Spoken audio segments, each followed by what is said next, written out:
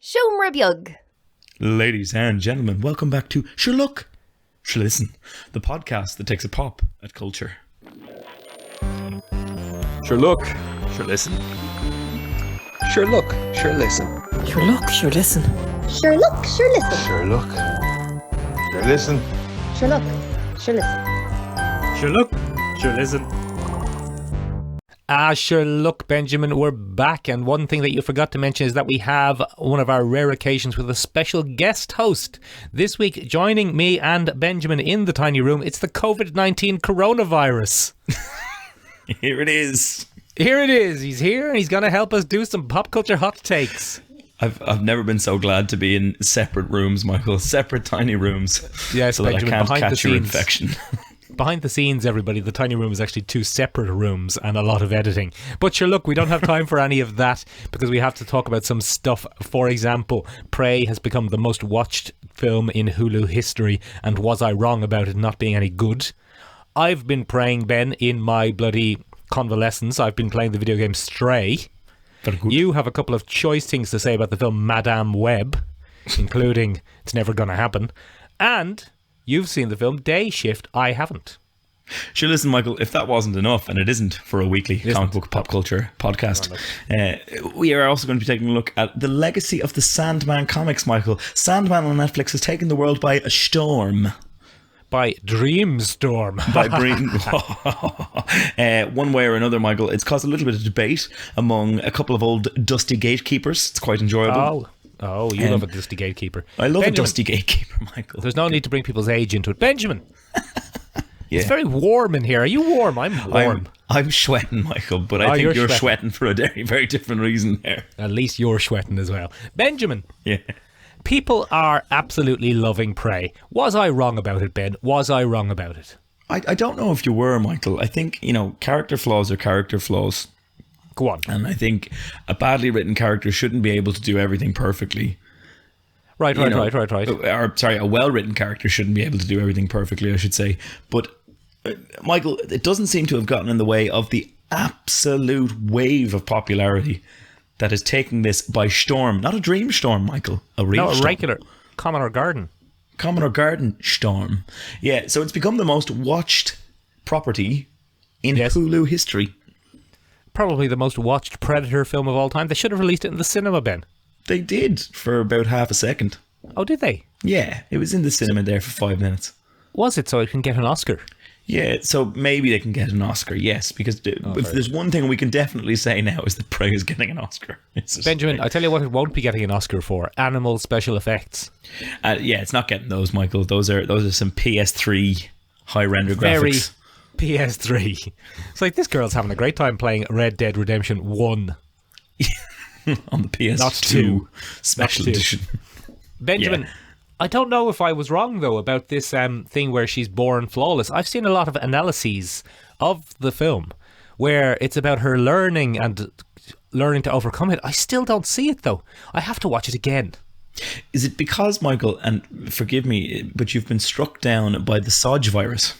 Is it misogyny, Ben? Is it misogyny? I don't think so, because the one thing that really annoyed me was that she was better at medicine than her mother. Yes.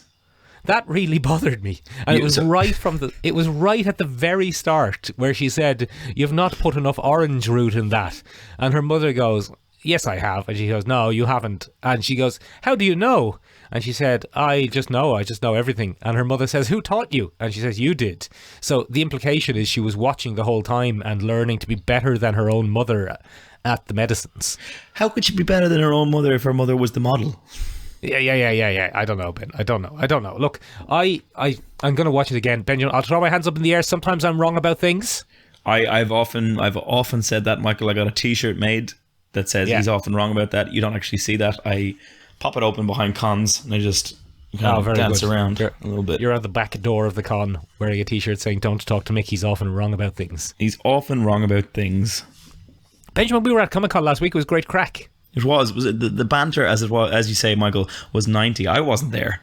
You weren't there. You have a whole issue with large crowds. Large crowds freak me out, Michael, and I wanted to avoid the COVID. Yeah. The old COVID. Was there any COVID going around, do you think? Probably not, Michael. Everyone's wearing masks. Not the I'm masks. fucking sweating, Ben. I'm sweating.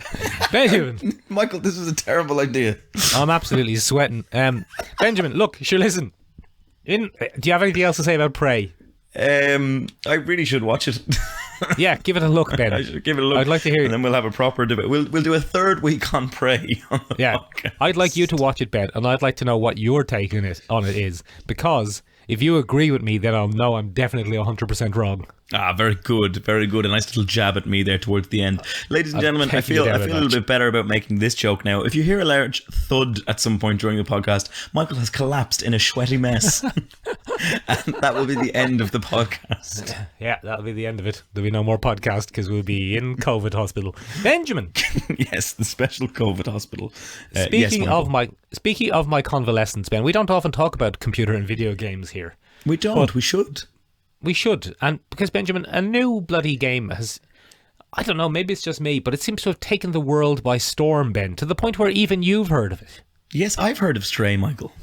I've been playing the game Stray, Ben. Yes.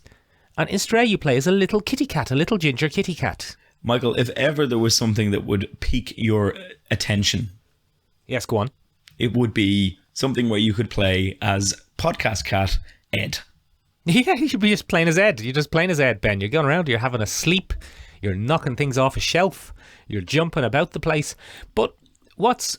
A couple of things that are incredible about it, Ben. What is the setting? That's the reason we have it on this podcast, Ben, because it's one of your favourite settings, Ben.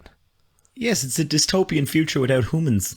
It's a dystopian future without any humans whatsoever, Benjamin. But it's basically...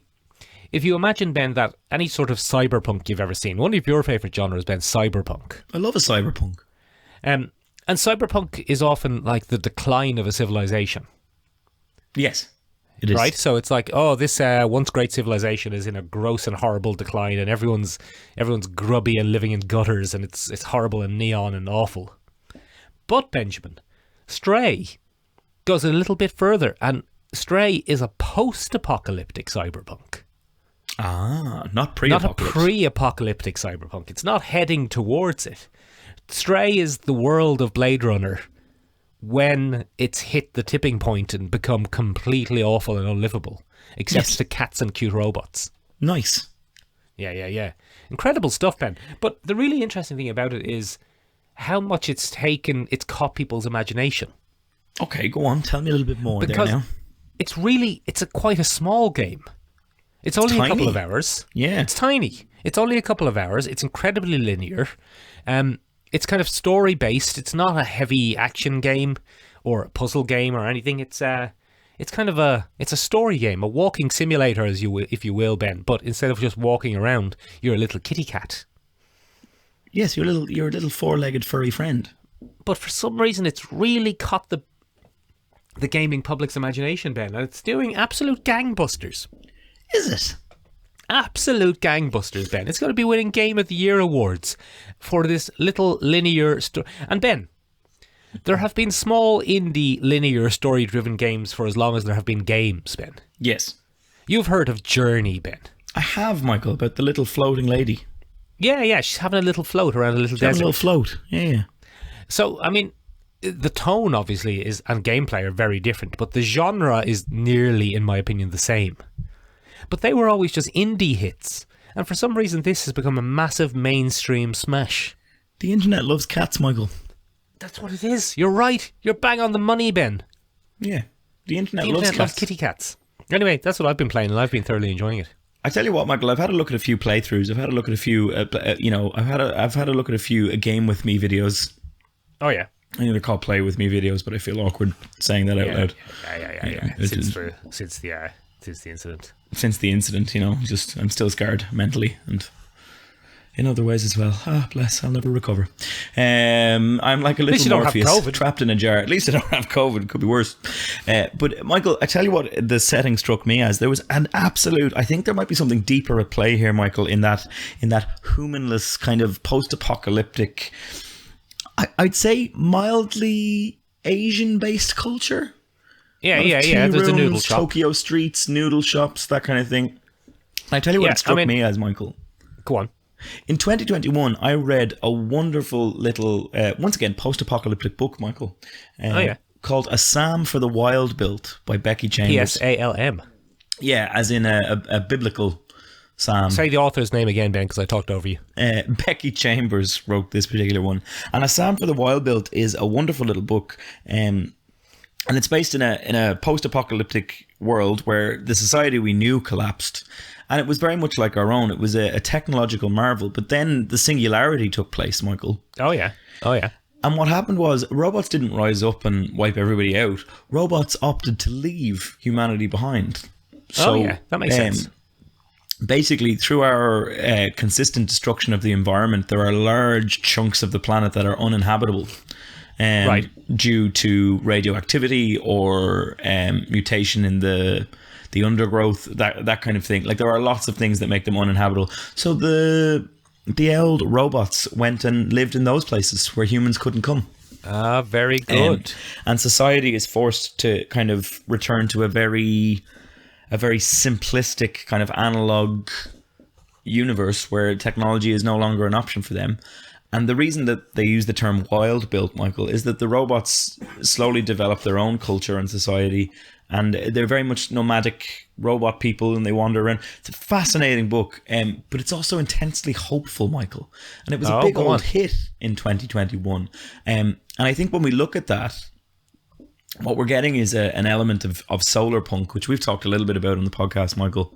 We did a whole episode, Ben. And that's a slightly optimistic look at the end of the capitalist system, because right now when we look at capitalism, and that's what our dominant thought process is across the globe, Michael. Go on. It's very hard to imagine a world without capitalism. Oh, Ben, I'd love it. Oh, we probably would, Michael. But it's funny that every single apocalypse that we see is us losing, the systems that make us capitalist, and then that's the end of the world. That's it. You can't do it any other way, Yeah. But in these particular books, in our solar punk focused novels and things like that, it's very different. There's a very hopeful world and community. There's no sadness in humanity in A Psalm for the Wild Built. Nobody is longing for the old days or under constant threat. It's just a very different way of life, Michael. Oh, lovely. That sounds lovely, Ben. It's a lovely read. It's very short and very, very pleasant. It's called A Psalm for the Wild Built. And I think it's that kind of, I suppose, optimistic apocalypse. If you could. Yeah. Is there any kitty cats in it, Ben? There's some kitty cats there. There's lots of kitty cats, Michael. So you'll enjoy that. Oh, good. But I think in these uncertain COVID-riddled times, Michael, as you've recently found out, I think in those times, what we're looking at is, a very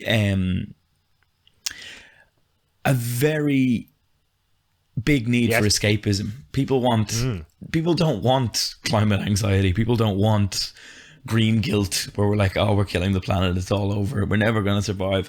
And these little kind of strays, these little psalms for the wild builts, they're tiny little glimpses at things not being as bad as we think they are. And I think there's a lot to be said about that, Michael. I tell you what, though, Ben. What? Go on. I tell you what's not thought-provoking and intriguing. Any of the bullshit around the film Madam Webb. So Michael, you have made a complete disadvantage here. What is going on with Madam Webb? What's going on with Madam Webb, Ben? Here's what we can tell. We have a man on the inside, Ben. Again, I'm not going to say his name because I don't know where he gets his information. But word on the street is, and potential spoilers here for Madam Webb, Ben, and we don't even usually talk about rumours, but this nonsense just intrigues me so much. I mean, Morbius is one thing. Craven is another thing. But an entire film about Madam Webb, Ben, is just bonkers. Starring your favourite and mine, Dakota Johnson, Benjamin. What's she doing there? I don't know what she's doing there. Apparently she's Madam Webb, Ben. And word on the street is... This is the word on the street, Ben. Word on the street is Madam Webb is going to be about in the 80s, Ben. And... I don't know how much of this to believe, Ben, because it might be absolute nonsense. But Madam Webb is going to be about in the 80s and she's going to be a Dakota Johnson. Okay. And then someone is going to do a big murder on Peter Parker's parents. Oh, fuck off. What and it's going to lead to some sort of horrible post-apocalyptic Strays type situation. Oh yeah. Benjamin, I hope this is true. I really genuinely hope this is true. So Madam Webb is going to gather together a team of spider women. Fuck off. Jessica Drew, Benjamin. Yeah. Cassandra. No, she's Cassandra Webb. Who is the second Spider Woman? There's a silk. Julia. What's her name? I don't. Blonde Spider Woman with a black suit. Anyway, Ben, and they're all going to be played by Hollywood hot young things. Oh, very good. Yeah. And they're going to travel back in time in a Terminator-esque fashion. Okay. To try and save Peter Parker's parents so that he gets born. They're basically doing a big Terminator, Ben. What a load of bollocks. That's the word on the street, Ben. Your favourite and mine, Benjamin, Adam Scott is in it. I do like Adam Scott. You do, and people were speculating as to whether he was going to be playing an older Peter Parker. That'd be good. I'd watch that. It's not a bad bit of casting, Ben. Yes. But current rumours indicate that it's going to be he's going to be Uncle Ben. Ugh. He's going to be doing a big rice, Benjamin. He's going to be doing a big rice for everybody. Doing a big rice. I don't think we're allowed to say that anymore, Michael. I don't think we're supposed to associate Uncle Ben with the brand. I think it's just called Ben's Rice now. Is it? I think so. I think they've had a little change. Is it? Yeah. Are you just thinking of you want all the rice? And you're like, get away from me, that's Ben's rice. That's Ben's rice. That's not your rice, that's Ben's rice. Hang on. I'm That might be the gonna most have interesting to thing. rapid... yeah, we might have to stop the podcast both, there. ladies Yeah, and it's now gentlemen, called behind the Ben's scenes. Original Rice. It's just called Ben's Original Rice. It's not called Uncle Ben's Rice anymore. Yeah. Wow, I never noticed that. And they took the black lad off the... That is very interesting, isn't it? Yeah. Everybody stop being racist in the world of rice. So we're not allowed to say that anymore. All right, okay, that's interesting. Benjamin. Yeah. I guess it's your rice then. Everybody stay away from it. It's Ben's rice. It's my Ben, rice. have you seen anything worth seeing? Michael, I tell you what, when we saw this announced, you and I said, oh, this looks like a load of shite. Oh, and we said, this is going to be very fucking silly. This week, Michael, I watched Dayshift on Netflix. With Jamie Foxx. With Jamie Foxx, Snoop Doggy Dogg, Jamie Foxx. And right? Dave, not James Franco. And Dave, not James Franco, very important. And I think that's what his business card says, Ben. yeah, the other Franco. The good Franco is also a possibility on that card. In order of Francos, Benjamin, it's in order of good Francos. It's Dave Franco, the Spanish dictator Franco, and then James Franco. That's the order in which it is now cool to be a Franco. Yep, that's a good order. That's a good order, Michael. Come here. Yes, go on. So I watched Dayshift on Netflix, Michael, and I have to say, on purpose, and I have to say, if you take it for what it is, Michael, which is a hack and slash vampire killing romp, yes, it's a fucking great film. Oh, go on. So now you have to go into this understanding that this is a weird Jamie Foxx vanity project where he gets to be a badass vampire killer. There's a lot of Blade in here, Michael, in several ways. Yeah. There's a lot of Blade was cool. We need more black vampire hunters. Let's get Jamie Foxx in there. Let's get Snoop Dogg in there. Let's have some fucking fun, right? Oh, very good. And Michael, it's fucking a joy. Oh, sit down. The action, the vampire hunting, the vampires are kind of cool. What's cool about them? Because they're not all sexy lads and lasses. First of all, one of my least favorite vampire tropes is the big bloody elegant vampire people who are just super strong and super fast. Now they are super strong or super fast, Michael, but they move in different ways. So there's a lot of contortioning and classic Nosferatu-y type stuff in the vampires. It's great. So they're not super sexy, they're super gross. They're super gross when they transform, Michael. And they're awful. And Michael, what a joy it is to watch. Some of the action sequences in this, Michael, are some of the most original and useful ones that I've seen. And do you know what I love, Michael? There's no throwaway action gimmicks. Sometimes, right, when you watch an action gimmick in an action film, Michael, it's just what do you mean by an scene. action gimmick? So if you look at the trailer for Dayshift, and this is not a spoiler at all for the film Dayshift because it's in the trailer, you'll notice there's a scene where a vampire gets her back snapped. And right, I think I remember it, yeah. Yeah, and that kind of becomes a whole thing, and it's gross and it's weird. That's a central thing of vampires. They have, they move in that way. They kind of end up snapping in weird ways and coming back. And it's all very spooky and scary and off-putting. But that consistently stays throughout, Michael, and it makes for some of the most inventive, enjoyable, environment-based fighting scenes that I've seen in a long old time, Michael. What's going on? Are people falling through tables? Falling through tables, going through walls, folding up like little accordions. Oh, it's great, Michael. It's just a joy. It's fun to watch. Yeah. People on the Discord, our Discord, the Shelter Bug Discord. That's our Discord, yeah. Hop up on it. Not loving it, though. That's okay. I understand that might not be the case. Go on, give me a review there. I'll give you a little quick review from our good mate and regular contributor, Nine Wassies, Ben. Yes. And he said, he's talking about the film Prey, which he enjoyed. Yes. But he couldn't finish it. Couldn't finish Dayshift. Couldn't finish Dayshift. Absolute nonsense. Well, it is absolute nonsense, Michael. But as I said, if you take it at face value, it's very enjoyable nonsense. Right. Go on. Anybody else there? Give it a nail bash. That's pretty much it at the moment. I thought that's it at the moment. There was more bashing. It's more people love Prey. It's more just people laying into me. Actually, it's more Mick bashing. It's more Mick bashing. Prey is a masterpiece compared to Dayshift. Compared to Dayshift. Compared to Dayshift, Prey is a masterpiece. I'd say that's probably true. Look, all I'm saying is, Michael, I thought some of the action sequences in this particular movie were very enjoyable. I thought they were very well done. I thought the vampires were a genuine threat. I quite enjoyed that. There's a one scene, Michael, where they go into an abandoned Los Angeles housing development to flush out a nest of vampires, Michael, and they're joined by the Nazarene brothers, who are directly lifted from Guillermo del Toro's Blade 2. Very good. They are a carbon copy of the leather-clad techno vampire hunters, and it's a joy. Very good to watch them work. They're two ambiguously Eastern European brothers who are like, nice kill, bro, really good stuff, and it's ridiculous, and I enjoyed it, and I unashamedly enjoyed it. I tell you what, Ben, I'm going to have a lot of time on my hands, so I'll probably give it a watch. We'll probably give it a watch, Michael. Let me know if you can't finish it. All right, I will. Benjamin. Yes. The thing we were really looking forward to this week has been absolutely scuppered. I said to myself, will I go and see the film Nope? And then my mate and yours, the COVID-19 coronavirus, said nope. Did you say the COVID-19 coronavirus? Yeah, the COVID-19 coronavirus. It's a form of bird flu.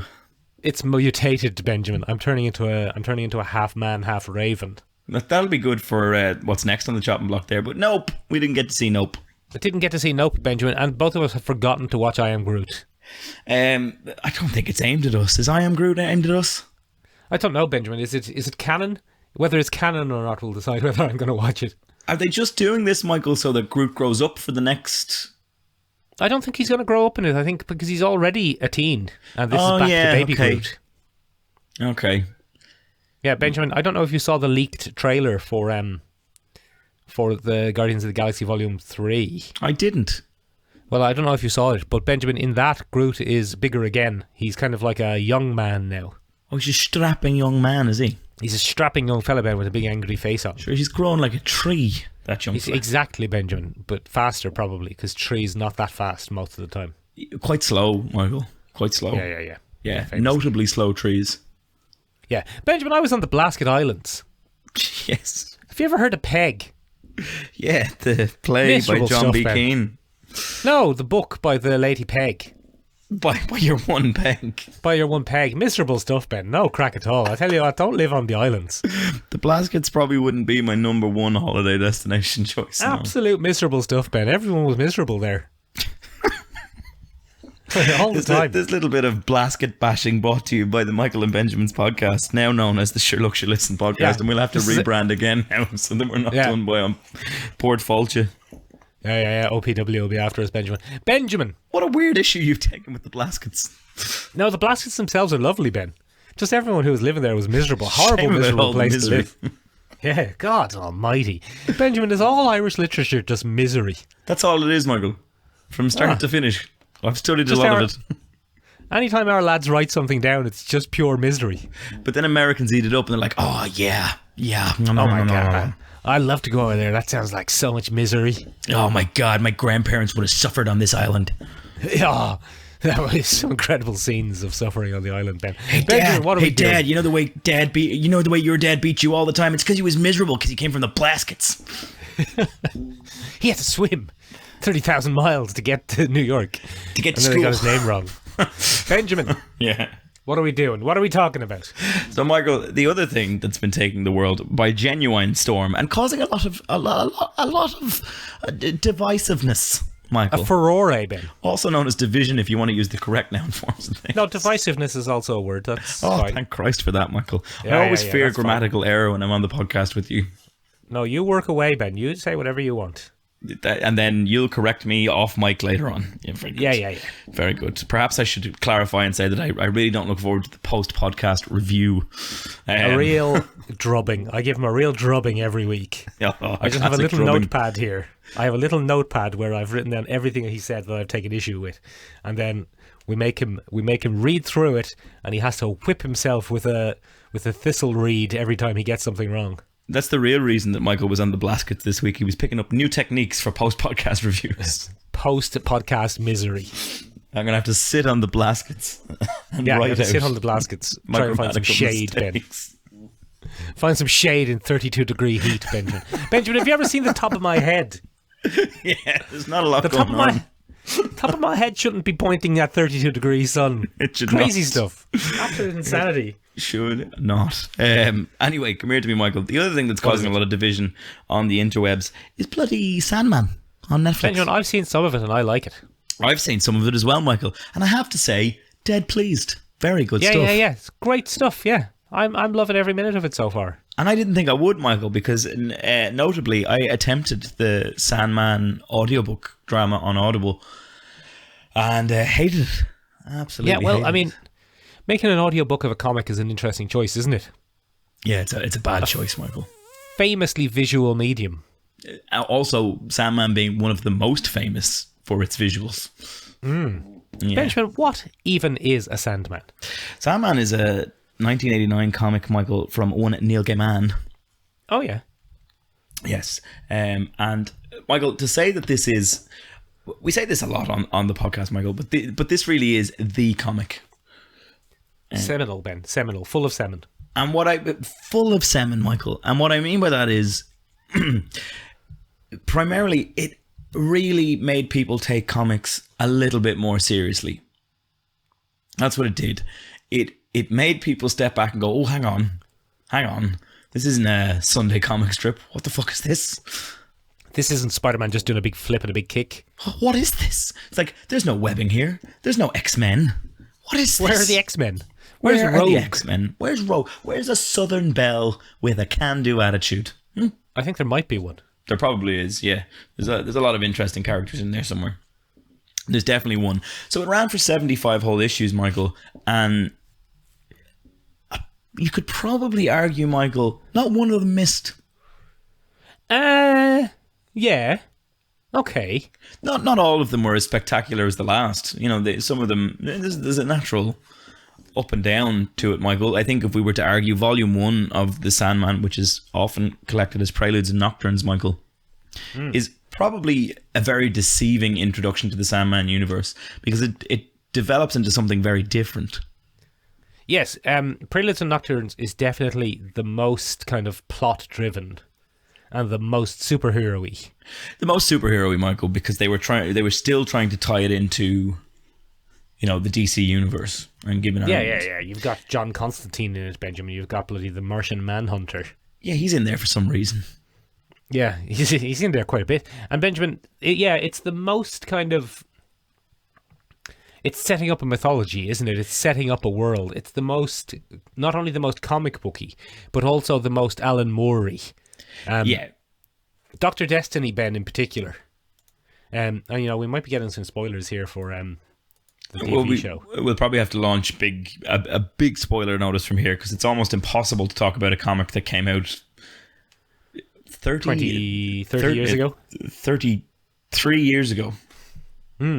33 years ago now, without getting into some spoilers. So big spoilers here. If you haven't finished Sandman on Netflix, there are definite spoilers here. Having said that, though, the adaptation has changed a little bit of stuff around. There's a few drams of change there, Michael. We'll get into it once we've covered this kind of how this came about and this big legacy, and then we'll talk about some of the changes. that we've seen. But Preludes and Nocturnes, Ben, is very comic booky. It's very standard comic booky, but with some crazy ass ideas. But it feels early Neil Gaiman-y. It feels quite Alan Moore-y. So with having an all powerful lunatic to fight against. So it's quite interesting. Swamp Thing was being published at that time from Alan Moore, and I would say it's thanks to an editor called Karen Berger that a lot of these things were getting through the the mesh. A lot of the time, Karen Berger was taking big bets on British comic book creators and getting literary gold, some would argue, as a result. So Swamp Thing had been running from March 1988. And in November 1988, Sandman first went on sale. Right, go on. Now, the cover date for the first ever Sandman was January 1989. However, it went on sale in 1988. And one of those things that's very interesting, Michael, is they're fucking out there, man. they're some weird stuff. Weird stuff. There's some weird stuff. And occasionally there's a superhero to go, you're still in DC. You're still in DC. Yeah. All right, you're still in DC. Don't get carried away. Still DC. And eventually that will be done away with, Michael. But what we saw in both Swamp Thing and Sandman is a much more philosophical approach to the world. Abstract concepts given form, so to speak.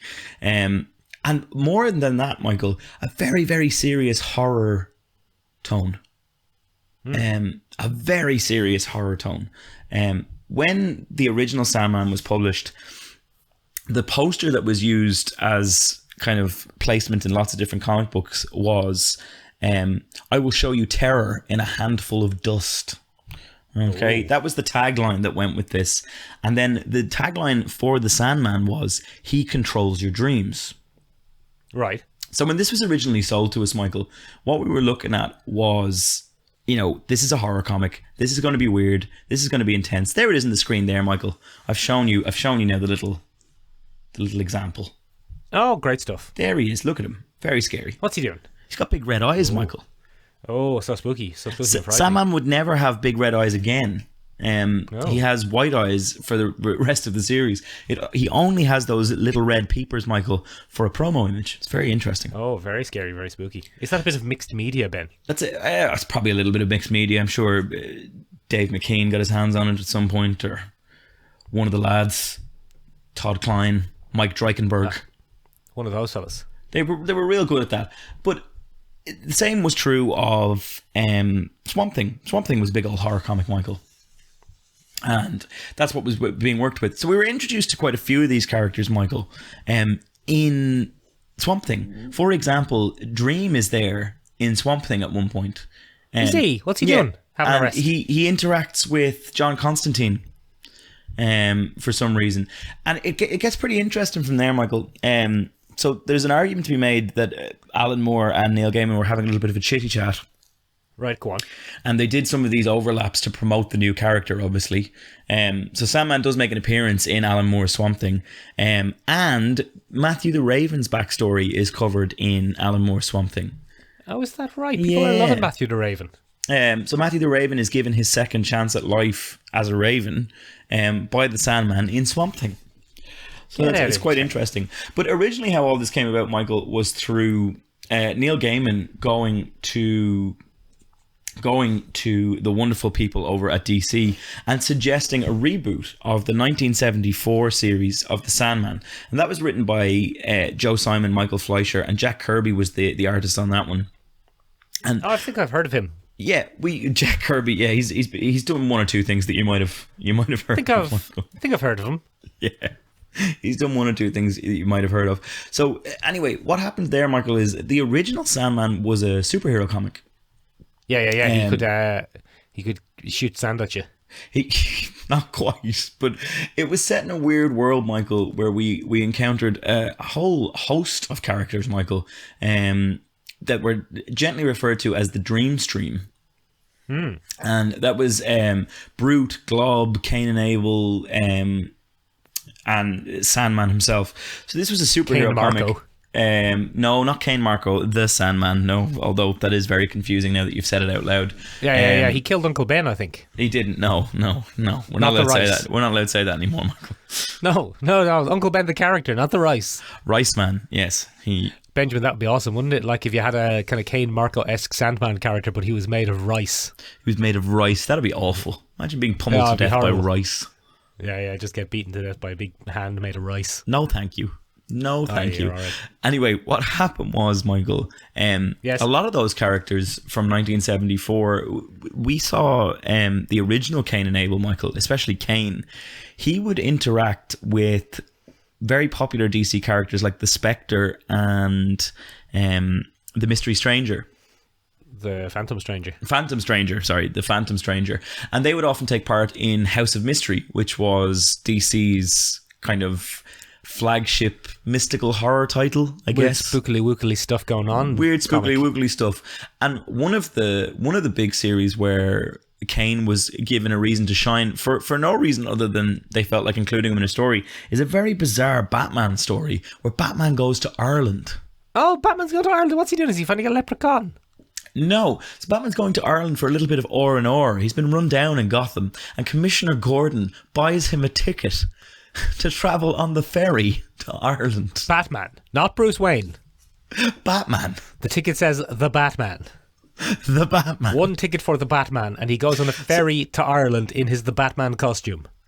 So Batman is so run down that he agrees to go on this little trip, but of course he uncovers a whole mystery, Michael. There's a rich man, and he's spoiling the island that they go to. He goes to one of the Aran Islands, Michael. Oh yeah, the Blaskets. The Blaskets. He ends up in the Blaskets. I'm not even making this up, Michael. This is all true. And the person narrating this, because it's an occult tale, Batman fights ghosts and wraiths and things like that on the island. Benjamin.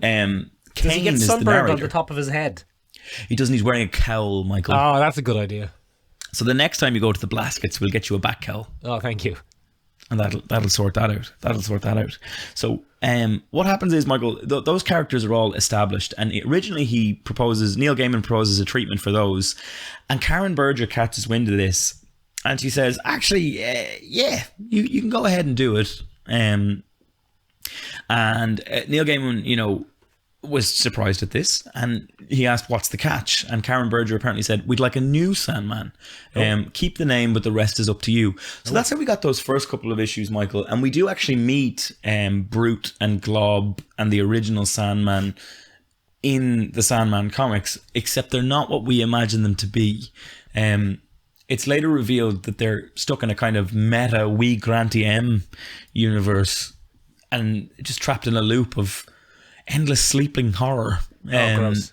It's very strange, Michael. But we get to meet them. But anyway, he goes from there and he comes up with that idea. And his original idea was grown from the concept of Dream being trapped in that weird glass ball.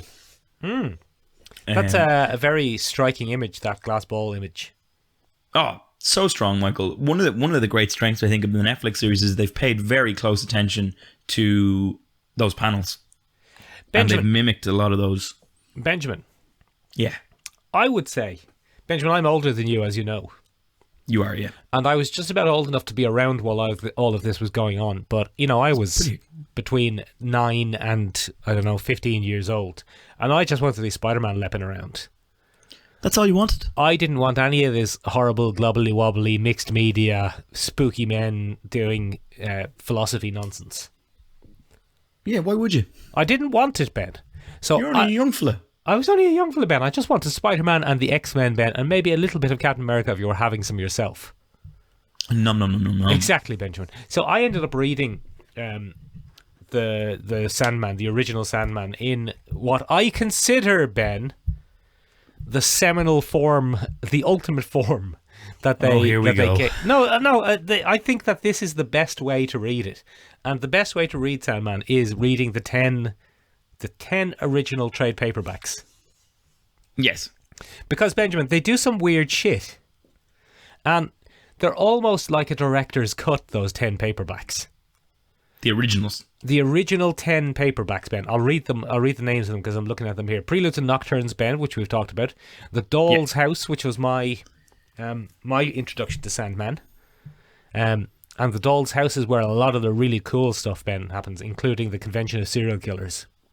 Yeah. Spooky. Some incredible stuff, Ben. Dream Country, Ben, which is tiny. It's 4 issues. It's only 4 issues. It's only 4 issues, Ben. It's like there's no rhyme or reason to this. Volume 1 is 8 issues. Volume 2 is 8 issues. Volume 3 is 4 issues, Ben.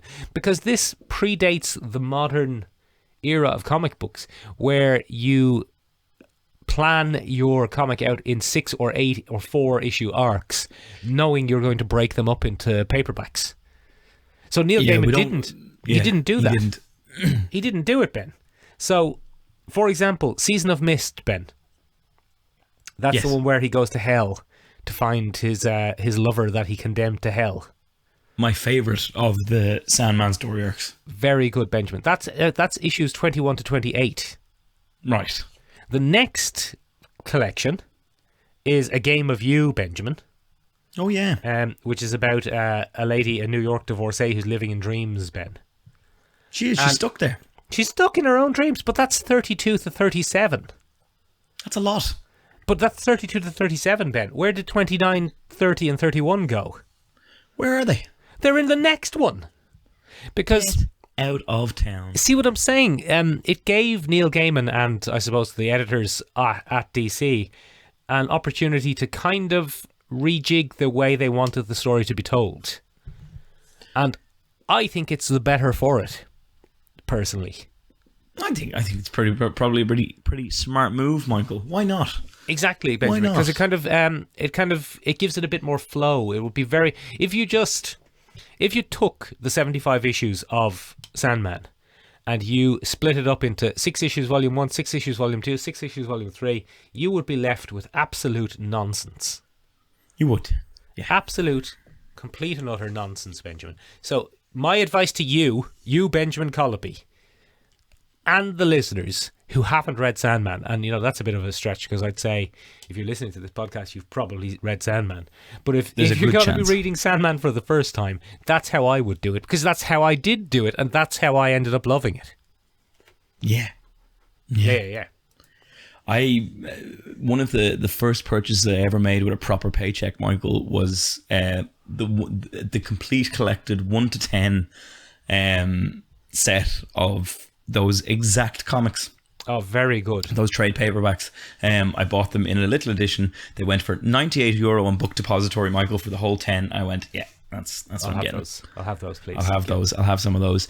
They are amazing comics, Michael. And I think they hold up quite well today. In a way that in places, come on now, Michael, some of it's still great. Oh yeah, no, it's great. No, it's great. It's just I haven't read it in a couple of years, and as with everything, Ben, as culture changes, we'll probably look back on some of it and go, uh-oh. Well, Michael, I have phenomenal news for you, because... what's the news? This very Tuesday, you and I are going to be reading Volume 2, The Doll's House. Oh, very good. It's one of my favourites. For our bi-weekly comic book club, collecting issues. Oh, Benjamin, I look forward to it greatly. And if anybody would like to listen to that, you can find it on a Wednesday. Very good. Benjamin, it'd be very good. Yes. Why don't you tell us about why it was a terrible idea to try and adapt this anyway? So, Michael, this is an epic. And I think that's the only fair term for it. This is, I always say, it's probably very interesting for Neil Gaiman to have created his magnum opus when he was a young man. Yeah. And in many senses, Michael, I suppose it's a point of diminishing returns. You could argue that American Gods is possibly his magnum opus as well. But in terms of comic books, Michael, Neil Gaiman peaked when he was in his late 20s. This is a defining comic. This is the one that people choose to put on their syllabus at a university when we're studying the graphic novel. This is the one that people cite as the thing that will make you take comics seriously. It's really set itself up for success, so to speak. And Benjamin, have people written their theses on this? Several hundred. I myself, Michael, haven't written a thesis, but I have a collected series of papers and theses called the Sandman Papers, which is all academic examination. What? Yeah, it's a collected kind of academic examination of Sandman, looking at the literary references, looking at the way in which it's affected culture. It's fascinating. And who's done that? It's just a collected educational thing. It's an unofficial thing, but it has a foreword by Neil Gaiman. So it's not DC endorsed, but it's Neil Gaiman endorsed. Neil Gaiman will endorse literally anything someone asks him to. I'm sending him this podcast the minute it's finished. Benjamin, and hopefully he's going to do a little forward for us. Neil Gaiman did one of my favourite tweets ever. I don't know if you remember this. Sorry to interrupt you. I hope you don't lose your train of thought. But have you ever seen that tweet? It's probably fake, but there was a tweet from an American high school girl who was writing a book report on the Sandman, or perhaps American Gods. But her teacher said, please don't use the name Neil. Please call him Mr. Gaiman or Gaiman, because he's not your friend. So this girl tweeted Neil Gaiman and say, hey, Neil Gaiman, can you confirm that we're friends so that I can call you Neil in my homework? Yeah. And he did, because he seems to be quite a good egg in that way. He does that all the time, Michael. That's not fake at all. Neil Gaiman frequently will drop in, and he's kind of become famous on Twitter. He's one of the most popular comic book authors on Twitter. He has millions of followers. But one of the things that he does is he drops in with 1 to 3 word replies to things. Oh, very good. Okay. Usually in a very positive sense. So he'll say things like, I absolutely agree, when fans are like, I think Neil Gaiman's work is a very important work for transgender rights. And he'll just very, very simply validate that person's opinion by retweeting them and saying, I absolutely agree. Oh, very good. And it's quite interesting. He does that all the time. He's famous for it. Benjamin, go on. The actor who plays Desire in the new show got it by tweeting Neil Gaiman. There you go. We should probably tweet Neil Gaiman then. We will. We're going to tweet him with this episode. Just tweet at him, Ben, and ask him if he can sort out COVID for me. He might be able to. You never know. He probably knows a guy. He probably does. He probably knows a guy, Michael. He's also a big, big fan of removing gatekeepers. Yeah, go on. Whenever he quite often comes across, someone who's, preaching Sandman purism, or what is it? No, hang on. Good speaking, Ben. Benjamin. Sandman puritanism. Here's my belief, Benjamin. Yeah. Here's my belief. This is my strongly held personal belief. Go on, you get to work. My personal belief is that if you have just come to Sandman through the TV show, then I have no time for you. You don't come telling me what these characters mean and represent. Only if you read the comic book first does your opinion matter. Get the fuck... Now we're going to get tweeted for all the wrong reasons. That's my personal, strongly held opinion. I was flicking through the Reddit for this, Michael, and I told you to get off Reddit, Ben. I know I should have gotten off Reddit, but one of the big posts was one of the most dramatic reactions I've ever seen. Go on. And he says, so the title of the post is, well, this is it, and he goes on to say, for the last 30 odd years, we've been a niche, tight community that only some people would get. Tomorrow, guys, with the launch of the Netflix show, all that changes. See you on the other side. And I was like, that is the most ridiculous post I have ever seen in my entire life. At least it's not. That's not mean-spirited. Oh, it's not being a dick. Yeah. But it's very interesting because with the invention of the Netflix series, it's gone from what is a very niche comic book. Is it though? To do all 75 and all 75 issues, you don't think? What? To read every single one and kind of be Benjamin, mad about that thing. And if someone hasn't read all 75 issues, including all of the specials and the follow-ups, I don't want to hear from them. For fuck's sake. I don't want to hear from them, Ben. You're a bad man. I'm doing a bit, Benjamin. You're a bad man. I'm doing a bit. Anyway, Neil Gaiman will often swoop in to such purists and explain that they don't understand the comics and that he's the author and more of a purist than anybody. And he thinks everything's okay because he's a big fan of that kind of thing. Yeah, it's just... And why wouldn't he be, Michael? Enjoy whatever you want to enjoy, as long as it's not prey. Your original question to me there, Michael, was, why hasn't this been adapted before? And it's been attempted several thousand times, Michael. Every couple of minutes, as far as we can tell. Every couple of minutes, as far as we can tell. The last big film project that we saw, Michael, had Joseph Gordon-Levitt attached to it as Dream, which would have been horrific. Yeah, I could see that in a kind of American misinterpretation. Yeah, I don't want an American Dream. But he bowed out in 2016, and the rights went to Netflix then, and Netflix have been working on it ever since. And by the looks of things, Michael, with what we've seen so far of the new season, my goodness, they have attention to detail and budget thrown at this thing. Incredible stuff, Benjamin. Have you seen The Dreaming? Some of the Dreaming is insane. Some of the best CGI I've seen, full stop, but definitely the best CGI I've seen by Netflix. I don't know. Netflix have been doing some pretty solid work with Stranger Things as well, but it looks expensive. It looks very expensive. There's a scene, Benjamin, where Lucian and the Corinthian are confronting each other outside the gates of The Dreaming. Yes. And I was looking at it going, that looks expensive. It looks like they're on some sort of volume, but a very expensive volume. That looks very expensive. I have to say the Corinthian is one of the most inspired pieces of casting I've seen in a very long time. That man nails the Corinthian. He was born to play the Corinthian, Ben. Literally born, because those are his actual eyes. He has had to wear contacts. He has his entire career up to this point has been wearing fake eyes over his mouth eyes. It's interesting, Ben. One of the adaptations they've taken is that they've made him much more central to the story. Oh, he's very big in this, isn't he? They've, I imagine they've got some notes saying, "Give us a bit more of an antagonist, please." Yeah, we need something, because you're going to deal with Aleister Crowley in the first episode, and as interesting then as Sandman going on individual adventures is, we don't live in an era of episodic television anymore. We live in an era of serialized television now. So, although it would be great to have a one-and-done serial killer episode, and then a one-and-done this family are stuck in their dreams episode, and then a one-and-done everyone's trapped at the end of the universe episode. That's not how TV has gone in the last few years. That's not how it works anymore. This could have been a very Doctor Who-esque thing, Ben, if this had been made 10 years ago, where it could have been each episode is an entirely new thing. But no, it looks like they've made an effort to serialize it by bringing, by building a bit of a structure of plot threads. They've made an attempt, Michael. Go on.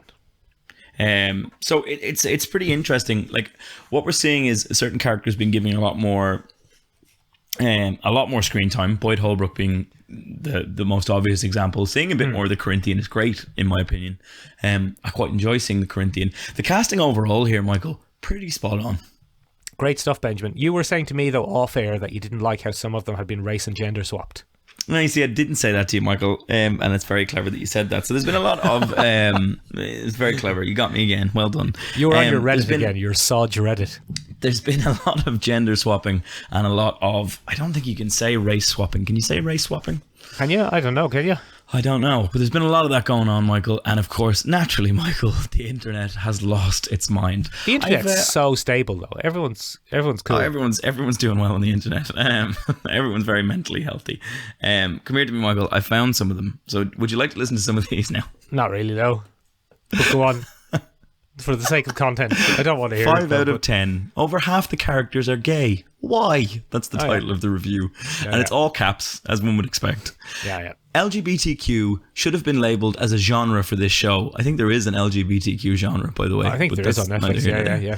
There is. That way, we should at least make a more informed decision to watch or not watch. Instead, they intertwine this nonsense in the story, which only decreases its value. I kid you not, majority of the characters are gay, bi, trans, etc., for no apparent reason. Would be a 10, if not for all the cringy gayness. Oh, yeah, they've said that about you as well, Ben. They say that about me as well, yeah. The next one there is 1 out of 10. The woke garbage is so overdone, it ruins it all. I've never seen a show in my life so packed with so much woke trash. Every single episode, they shove it down your throat. Everyone is having gay sex. Everyone. Oh, really? I must have been watching a different show. Benjamin! Oh, no, wait, I've got one more here, Michael, because it's very funny. You just get more of this nonsense on the air. Give it more time. That was the first shove it down your throat thing, which I think is a closeted cry for help. But the one that follows that up is another 1 out of 10. Woke gay pride parade of characters, which is very nice alliteration. It is. That's quite nice. Everyone in it apparently is gay. Moreover, they feel the need to shove their tongues down each other's throat at every opportunity. It's a gay festival, jam down your throat continuously. That man says jam down your throat far too much. I think he doth protest too much. I think the lady doth protest too much. Benjamin! Yes. That's none of our business, though. Yes, it isn't. But I think it was quite funny. So, I consider myself a bit of a centrist on this issue, Benjamin, where I actually do think that sometimes things go too far to push an agenda. And every now and then I would like if things didn't have an agenda. And I think that, for example, Top Gun Maverick really shows that there is a market for old, traditional stuff. Straight white boys doing straight white boy things. Straight white boys flying airplanes and kissing a lady, kissing a Jennifer Connelly anytime you want. But Smooch. Yeah, like you could argue, Ben, that homosexuality is now overrepresented in media, whereas in real life it's 10 to 15% of the population, but every single show has several gay or transgender characters at this stage. But, and this is where I was leading with this. Good. Yeah. This is where I was going. Sandman is the wrong one to be criticizing. Yeah, it doesn't. That argument doesn't hold much water with Sandman because it was always full. Yeah. I mean, Benjamin, LGBTQ representation. Yeah, if you were to remake Predator, the original film Predator now, and 3 of the main Marines were in love with each other, it would probably be quite realistic, actually. Yeah, probably. Big strapping men. That was probably the muscles. wrong example. It was probably the wrong example. But, what I'm saying is Sandman is the wrong one to care about that kind of thing, because Sandman was pretty gender fluid. Always. Like, who's sexy and who's not sexy? It's very hard to tell. Everybody's sexy, apparently. Everybody's kind of sexy and everybody's kind of... That's the most unrealistic part, is everybody's kind of sexy. Yeah, not like real life, Ben. Not like real life. So what we looked at there, Michael, one of the reasons, and you kind of hit the nail on the head there, you said that this is serialized television. That's what Sandman's been waiting for, is serialized television. Something that gives it the scope to work through 75 issues. Yes, go on. Because we've never had that, and it never would have worked in a movie. Which arc do you choose to be your movie, and what do you lose of the character Morpheus when you do that? Yeah, this would be a dreadful movie. This would be a dreadful movie, Michael. How on earth would you make that work? But serialized television gives it a real opportunity. They've tried this long-form thing before, Michael, and they did the audio drama. You didn't love it? I didn't love it, Michael. Now, some people did because it got a second round, and so obviously it's doing well in terms of sales. But those were very interesting casting choices. To say that it was star-studded, Michael, was beyond belief. James McAvoy was Morpheus's voice. Captain Picard. Neil Gaiman was the official narrator. Oh, very good. Riz Ahmed was the Corinthian. Oh, interesting choice. Kat Dennings was Death. Kat Dennings? That makes sense. Yeah. Michael Sheen was Lucifer. Oh, yeah. I think he actually might be in real life. Andy Serkis was Matthew the Raven. Oh, yeah, very good. These are some great castings, Ben. Some great castings, Michael. Reginald D. Hunter was Jean Dijon's, the Martian Manhunter. Very good. There was lots of very interesting choices, Michael. But yeah, it didn't grab me because it didn't have that visual medium. Whereas here, yes, because they're working with Neil Gaiman, because they're being so faithful to the adaptations, we're getting some really strong visuals, Michael. The visuals, great stuff. The visuals, the casting, stuff. Michael. What stuff? Great, incredible stuff, Ben. Stephen Fry as the Village Green. Oh, what a win.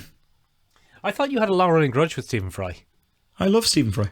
Oh, I thought it was a long-running grudge. I've obviously no, me and Stephen Fry get on just fine. Or I mean, we would if we ever met. If we ever met, yeah. Yeah. But anyway, Michael. Yes. Do you know whose opinion really doesn't matter on Sandman? Bloody ours. Ours, yeah. I'd much rather hear what the listeners say. So you can get in touch with us in a few different ways, ladies and gents. You can find us on the interwebs at www.seomrabeag.com, seomrabeag.com. It means tiny room in Irish. It does indeed. You can find us on Instagram at Sure Listen Podcast. Always up to date with the latest news and rumours. It will be this week, you cook. You can also find us on Twitter at ListenSure. It means listen sure in English. It does indeed. And finally, ladies and gentlemen, the best way to get in touch with either Michael or myself and not get COVID is to get up on the Discord. Get up on it. Hop up on it like it's the 1970s and you're in the disco. Don't come to my house. Yeah, don't do that. Don't come to our houses. That's weird. You'll get crovid. Unless you're Neil Gaiman, you can come to my house. Don't go to Shep. Don't Go to to Ben's house. Don't go to my house. There's Don't go to COVID in Mick's. my house. Yeah.